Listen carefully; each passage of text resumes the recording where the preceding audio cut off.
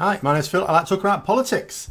And with a week still to go before the Conservative Party leadership actually officially begins, we now have 13 contenders for the top spot, with a further 5 people considering it. And at a time when conventional wisdom would dictate that a genuinely ambitious MP would want nothing to do with the leadership position until Brexit was dealt with.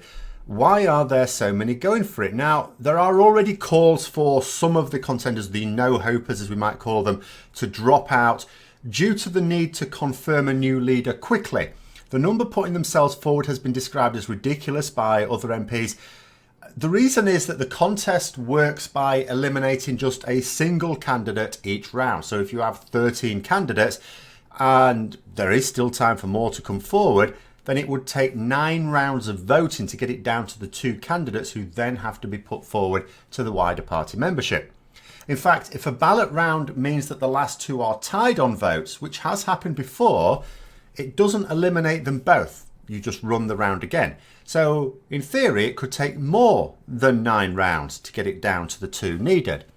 And that would mean that the leader would be unlikely to be determined before Parliament goes into summer recess.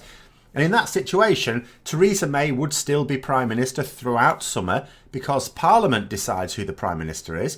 So someone else would be the leader of the Conservative Party, but Theresa May would still be the Prime Minister.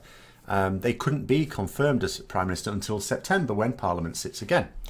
So Parliament is on summer recess in July. So if a new leader is decided by the party later than that, Parliament won't have an opportunity to confirm their elevation to Prime Minister, and they'll have to wait before they can get their grubby mitts on the keys to number 10. Now, I know some people are asking why MPs are going off for summer at all when Brexit is still up in the air. Shouldn't they be sorting that out? But I think you have to remember 2 things. First of all, it's not a holiday. The summer recess is not a holiday, though MPs are likely to be taking family holiday during that time. But it's a time when they'll be going back to their constituencies to be working there. They need to engage with their local communities in order to better represent them in Parliament when it is sitting. And the second thing is that Parliament can do nothing about Brexit. Doesn't matter if it stays there all summer. Nothing at all at the moment. There is a paralysing deadlock that needs something to shift to break it. Now, in theory, a new Prime Minister could be that shift. But the reality is that only one of the Conservative candidates is proposing something that would break the deadlock in the form of a public vote, and they haven't got a snowball's chance in hell of being elected. Most candidates are basically proposing that we all sit on our hands until October the 31st anyway, and then just quietly fall out of the EU. So what would MPs possibly achieve by spending even more time in London? Not a thing, and they'd just be neglecting their constituencies. Brexit needs leadership, and that is in short supply at the moment. But as to the reason why so many candidates, when in the past, as I say, these no-hopers would have been pressured to have dropped out by now, and I see it as a simple ploy to take out Boris Johnson. I've said before that although he has some popular support, he is hated by most of the parliamentary party. It might even be the same in the wider party. Yes, polls place him well ahead of any other candidate, but only with about 1/3 of the votes. If the other 2/3 would vote for anyone who isn't Boris, then that would also indicate a hatred of him in the wider membership.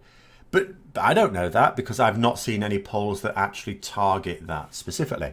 But either way, when you believe that the members might vote for Boris, then you do whatever you can to take him off the ballot paper. And one way is to cram as many contenders into the contest as possible.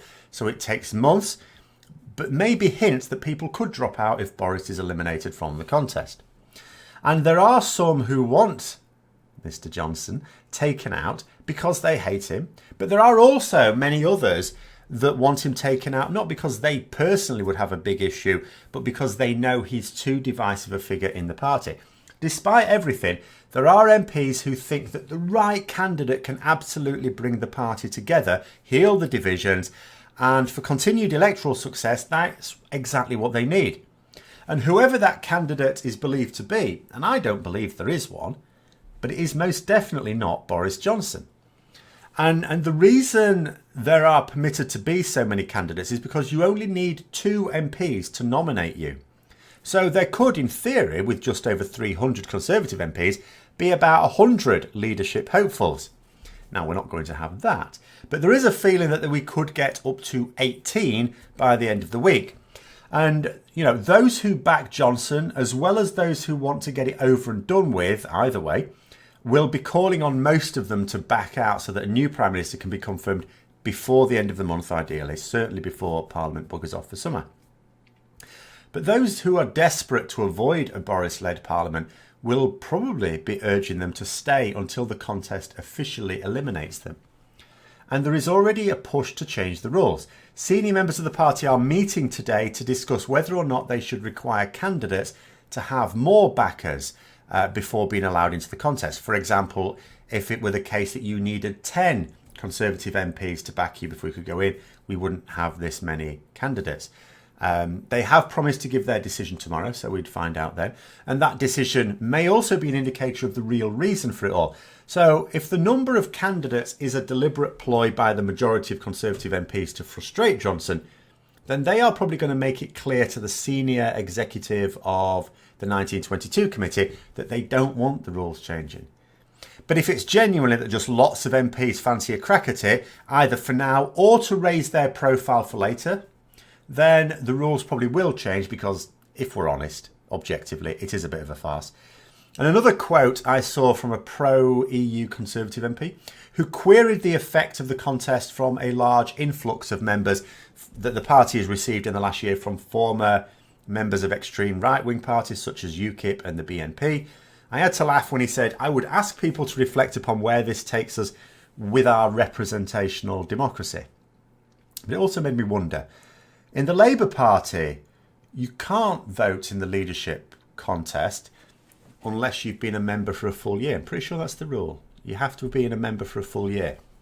So if he's worried about new members and how they could affect the contest, then because he's talking about ones that have joined in the last few months, then that suggests the Conservative Party don't have such a rule.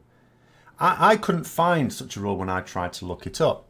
So you could, I suppose, get a load of former UKIP and BNP supporters all signing up to be Conservative Party members today, and that would allow them a vote on it in a few weeks potentially. So it seems anyway. So that's another little worry for some Conservatives as well.